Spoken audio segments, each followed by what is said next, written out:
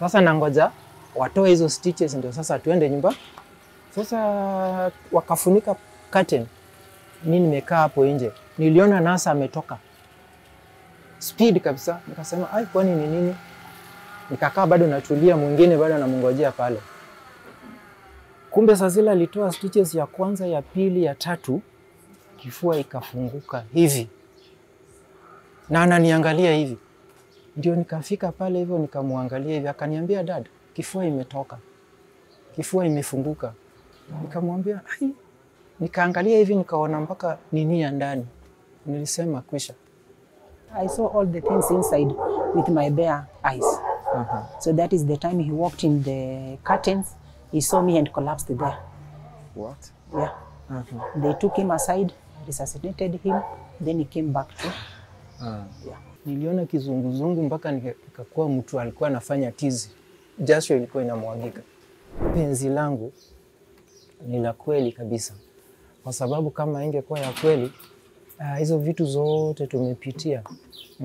Kama ni mtu ako na roho kidogo angekuwa amesha give up, anasema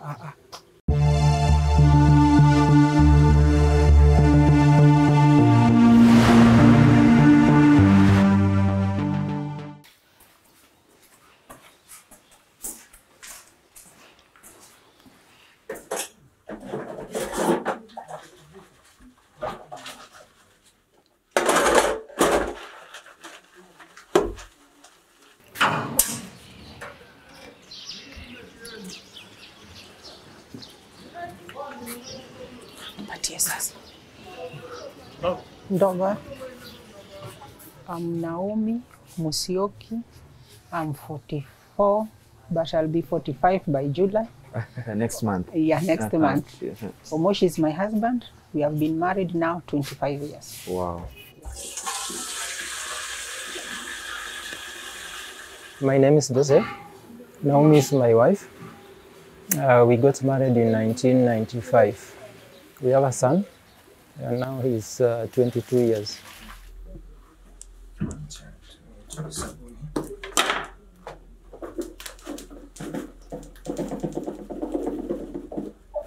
How has it been like?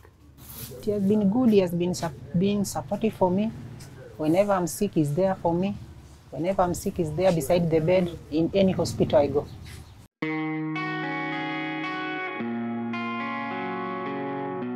My first surgery started in 2001 after excessive bleeding for 1 year, which I didn't know what was the problem. Later, they diagnosed that I have polycystic ovaries. Polycystic ovaries, ovarian syndrome. Yeah, they call it that. And then you were treated? I was treated. They did a drilling of the ovaries. That was there at Aga Khan for the first time. Then the bleeding never stopped. They did it again at MP Shah Hospital. Same procedure. Then after 2 years, again at Mata Hospital. Same procedure. Lakini kitu ile ni surprise, daktari alituambia hiyo sasa itapona, itaisha. Surprisingly nikakuta tena hiyo growth tena imerudi tena. Nikasema tena sasa hii shida tena tutaendelea hivi mpaka lini? Because it was worse. Ilikuwa ni kuamka usiku na kubadilisha ma bed sheets na nini, tunarudi tunalala tena. But nikaona hospitali kumbe haitibu hii kitu, ama tutafanya namna gani? Lakini mimi nilikuwa nimebelieve kwa hospitali. So we had to go back to hospital again. Tukauliza daktari, hii shida itaisha lini? Daktari akaniambia hiyo shida itaisha. Na wakasema mama yake alikuwa anataka tutoe uterus ndio inaleta hiyo shida. Daktari akamwambia hapana, hata yeye mwenyewe alikuwa na hope juu daktari alimwambia unaweza pata mtoto, usitoe uterus. Sasa tukakaa, after 2-3 years akaanza sasa kuumwa seriously, angetembea. Kumbe kuna growth hapa, kuna kamfupa hapa ilikuwa imekaa hivi. Nikamuuliza, bibi yangu ameenda all these problems, tena ingine tena inatokea, tena arudi tena kwa kisu tena. Sasa mimi mwenyewe nilianza kuogopa. Juu ameenda operation mara nyingi, hata zingine nilikuwa namwacha, sasa anaenda job, anaenda kusainia yeye mwenyewe.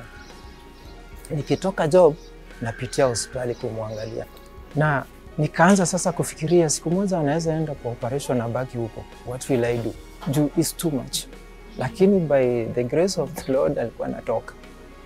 Nikienda nakuta ameshafanyia operation, ameshatoka kwa theater. Kwa sababu it was only me to go and look after her in the hospital.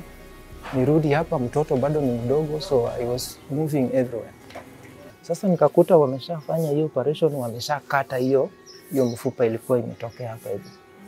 Kumbe daktari akatuambia kuna ingine huku, ndio sababu hawezi tembea. Hata hizo crutches niko nazo kwa nyumba hapo bado, zile alipewa huko. Sasa hii ilipopona kidogo, wakakuja tena kukata hii. Wakakata vizuri, ikaisha. Hiyo shida ikaisha, sasa anaweza tembea vizuri without any problem. After that, I thought everything is back to normal. I went back to my work, which I love very much, of typing exams for secondary schools. I used to move from one school to another to type exams for the head teachers. But the pay was so low. So I stayed at home again. How much were they paying you? They were paying me 6,000 shillings. Per month? Per month. But not even at once. They come, they give you an envelope of 2,000, 1,000, the next month 500, like that. Okay. So I thought, no, this is too much for me. How does the condition now in your stomach develop? It started as a heartburn problem. So I was just buying Actol. Then I realized this Actol is more than Actol. So I was being given several medications. Until I went to the hospital, I said, no, it might be something bigger than what I'm thinking. So the doctor said that I have acid reflux. I said, it's okay, they give me medication. I went back home, but still the condition persisted. Since I was now having chest pain, strangulation as if something is strangling me to the neck. I didn't know what was happening. And the back pain as if there's a burning sensation in the back. So when I went to the hospital, I told the doctor all these symptoms. He said, Naomi, we will take you on a procedure called endoscopy, which you have to go to the theater. They insert a pipe in you, in your mouth, to the stomach. They found what is happening there. So they found that I have hiatal hernia, whereby the doctor said there's no other way. It can only be repaired through surgery. And the only doctor who can do that is Dr. J.C. Monene at Nairobi Hospital. Said it's okay. I went to the Nairobi Hospital. I asked the doctor, I have this and this. He said, it's okay, Naomi. I'm going to do an open surgery. I told him, but I've Googled, there are two ways of doing the procedure. He said, no, for me, I'll just do the open surgery. Huyo daktari alimfanyia hiyo operation, kumbe alifanya makosa kumfanyia operation na hiyo weight yote. Hii sasa hata tumeambiwa tu juzi. Sasa wakati walishapasuliwa, wakatoa zile acid zilikuwa ndani, wakafanya mambo huko ndani ya tumbo, kurudisha vizuri sasa ndio washone. Unajua hiyo siku ndio nilijua kumbe kwa mwili hapo kuna layers 3 hapa. Wakashona ile ya ndani, wakashona ya pili, wakashona ya nje. Sasa hii ile ya ndani haikuguzwa. Sasa hii ya nje ndio sasa ilikuwa imebaki, watoe hizo stitches ndio sasa tuende nyumbani. Hata mama yake alikuja hiyo siku. Sasa mama yake amengoja kwa gari pale, sisi tuko ndani. Sasa nangoja watoe hizo stitches ndio sasa tuende nyumba. Sasa wakafunika curtain. Mimi nimekaa hapo nje. Niliona nasa ametoka. Speed kabisa. Nikasema, "Ai, kwani ni nini?" Nikakaa bado natulia, mwingine bado namngojea pale. Kumbe sasa zile alitoa stitches ya kwanza, ya pili, ya tatu, kifua ikafunguka hivi. Na ananiangalia hivi. Ndio nikafika pale hivyo nikamwangalia hivi, akaniambia, "Dad, kifua imetoka. Kifua imefunguka." Nikamwambia, "Ai." Nikaangalia hivi nikaona mpaka nini ya ndani. Nilisema kwisha. I saw all the things inside with my bare eyes. So that is the time he walked in the curtains. He saw me and collapsed there. What? Yeah. They took him aside, resuscitated him, then he came back to. Yeah. Niliona kizunguzungu mpaka nikakuwa mtu alikuwa anafanya tizi. Jasho ilikuwa inamwagika. He said he felt death. The moment he had the ambulances all over the hospital, he thought I'm the one being coming. They are coming for me to take me from the hospital, but it wasn't me. Yeah. Wow. Wakapigia daktari. Nurses kuuliza daktari sasa tufanye aje. Juu daktari alikuwa just opposite Doctor's Plaza. Daktari akamwambia chukueni sellotape kubwa mfunike nayo.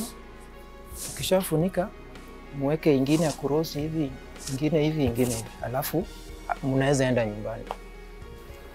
Nikatoka pale kwa kiti polepole, after nikisha recover nikakuja kumwangalia, nikakuta nurses wameshaweka hiyo kitu sasa.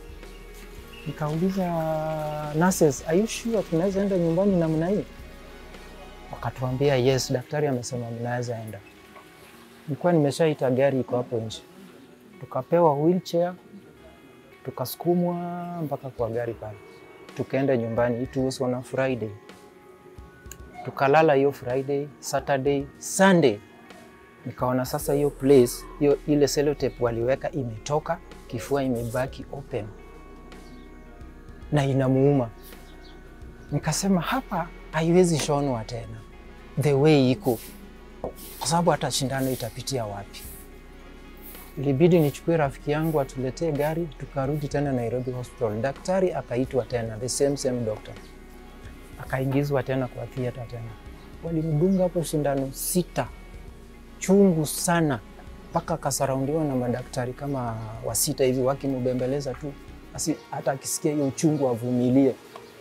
Wakadunga hizo shindano 6 zikaisha. Alafu akalala. Sasa ndio wakaanza kushona sasa. Wakashona. Successfully ikakuwa sawa, hiyo place ikashikana. Lakini sasa bado imebaki na kidonda sasa. After some 6 months to 5, I noticed the stomach is swelling.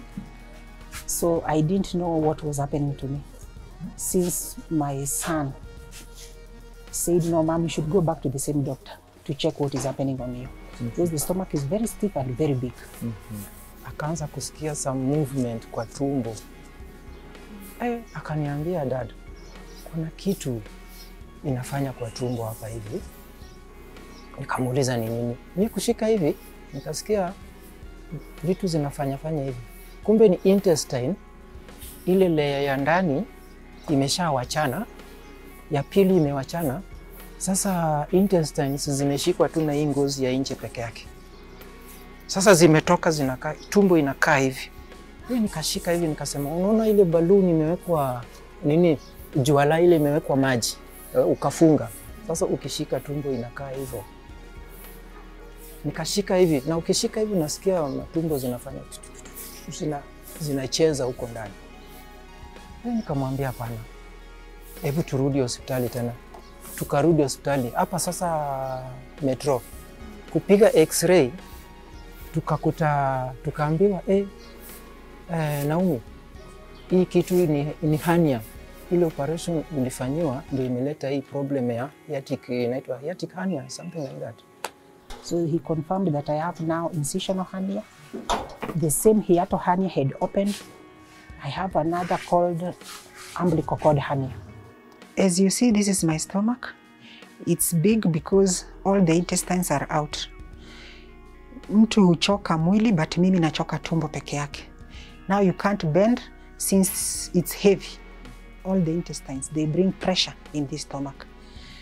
I do all my things while seated. Yeah. When you cough, it budges up, then comes down. And all the intestines move, nikiziona. It's allowing me to see your intestines move as you see them. They make sounds as you hear them. Nikilala, siwezi lala with my stomach. Ukilala na side, all the intestines move from your side. So even turning the other side is a problem. Yeah. Then the intestines strangle you from your neck. Since they are out, they come to your neck and strangle. Then that time at night you can wake up for you to breathe. Tukaenda kwa huyo daktari 5th Ngong Avenue. Huyo daktari akatuambia hizo matumbo zote ziko nje, so lazima afanyiwe operation ya kurudisha hizo matumbo ndani. Lakini before that lazima awekewe reduce hiyo weight. Akisha reduce hiyo weight ndio sasa afanyiwe hiyo operation, na akifanyiwa sahi she will not make it, atapass. Sasa tukauliza huyo daktari tutafanya aje ndio reduce hiyo weight. Huyo daktari akatuambia kuna vile anaweza weka balloon kwa tumbo na reduce within 6 months, atakuwa ni reduce hiyo weight kabisa. Tukamuuliza sasa hiyo balloon inawekwa namna gani na procedure ni gani? Akatuambia hiyo balloon itawekwa na 450,000. Normally inawekwanga na 600,000, hata in fact alituhurumia. Tukaanza kufikiria 450,000 itatoka wapi? Na tulikuwa tumesha top up loan kwa bank, tukafanya ile operation. For the balloon, the doctor said he can't take our insurance. We had to pay cash on hand. Since he had taken a loan where we were at Nairobi Hospital, my mom now had to sell her land for me. That's why she came to our rescue. She sold her land, then she brought the money to the doctor. So we thought that money was to insert the balloon and to remove the balloon, whereby it wasn't. So the doctor told me now he wants another 100,000. How much was it to insert the balloon? 450,000.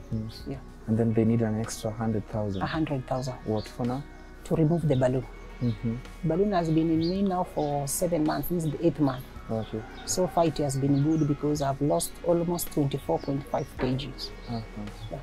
So aliporudi huko last week, daktari akamwambia hiyo weight bado nataka irudi chini kabisa. Ndio sasa ikisharudi chini, kuna 4 surgeries inafaa tufanye na ufai kufanya na hiyo weight. Currently I'm 106.1 and they want me to be 100 kgs, whereby they teach us how to count calories and all that for you to lose that weight, which I really follow. And you measure all your food you eat. You don't just eat.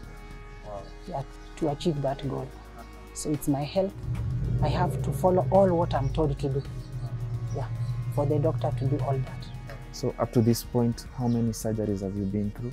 I've been to 6. 6? Yeah. Maybe in specifics, which ones? The ovarian drilling 3 times. 2 operations on my legs for the calcanean spur. 1 for the hiatal hernia. Those are 6. Exactly. Yeah. So they say now I'm expecting another 4 more. 4 more? Yeah. Which would bring it to a total of 10. Total of 10. Yeah.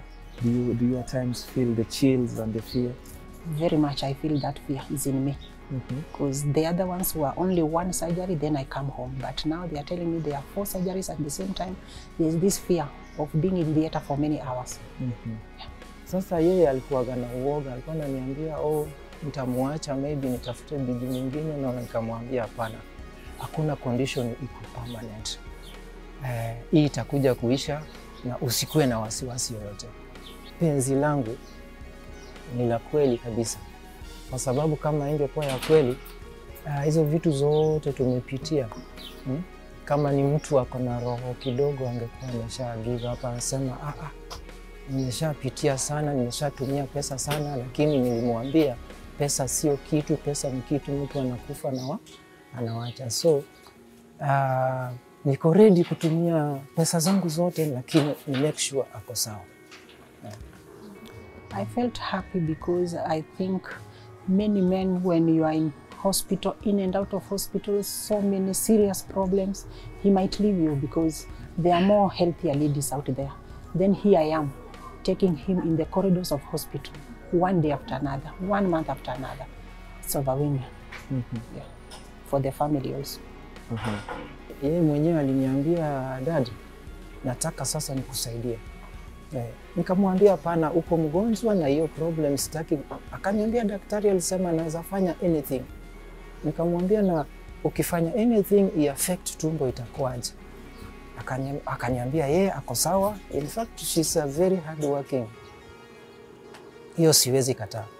Otherwise angekuwa amekaa hapo na hiyo hali vile yako. Angekuwa mama mwingine, angekuwa kwa nyumba saizi. Mimi nilikuwa sitaki afanye kazi juu kulingana na zile operation zile alikuwa amefanyiwa from long time, unaona. Lakini yeye amesema hapana, hataki kukaa kwa nyumba juu anaona anaboeka. Nikamwambia okay, ukiona uko sawa fanya, lakini hiyo pesa weka. Mimi mwenyewe nitaketa for everything.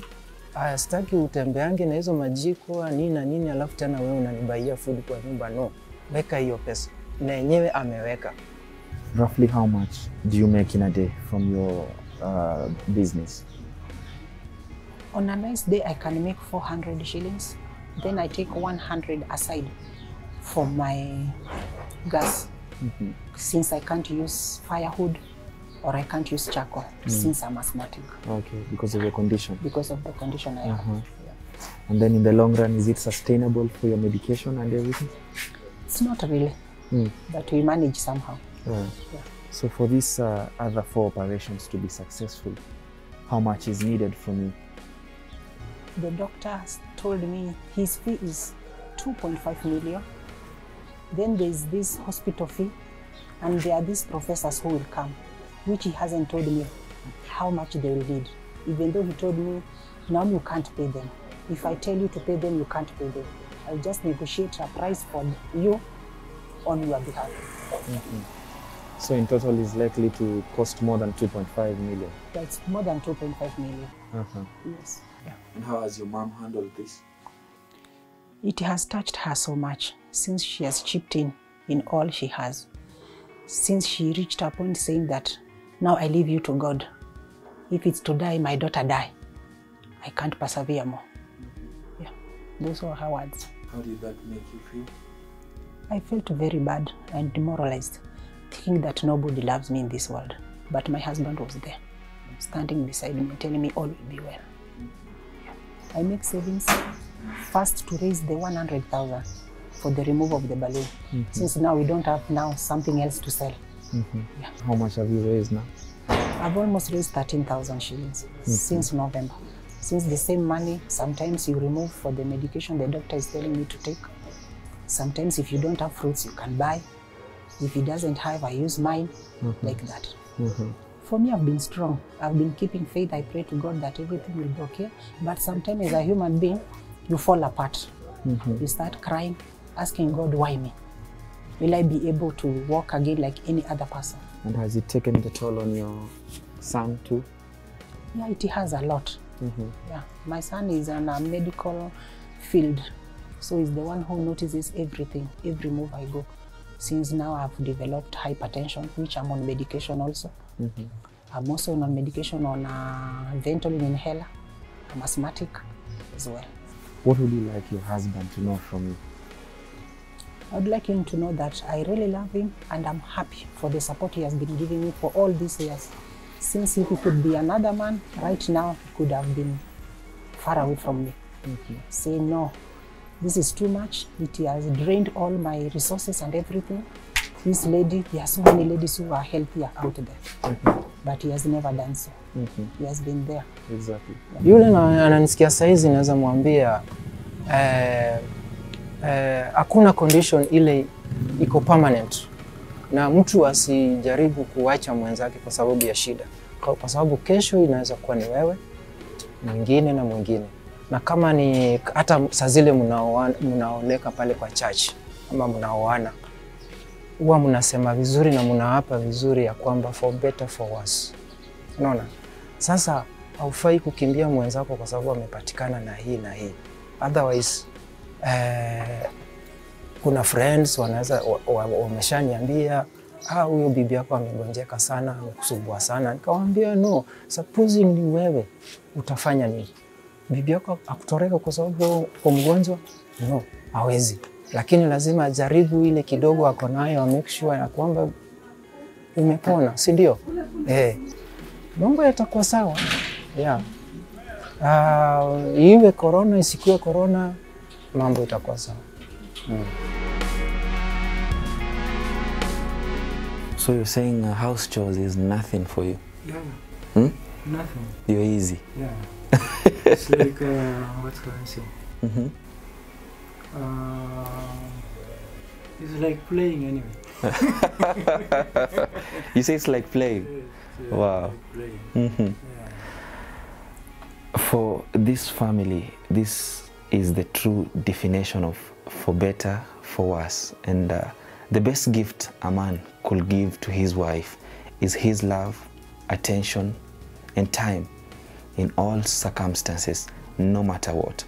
Reporting for Tuko News, my name is Kevin Phillips Momanyi.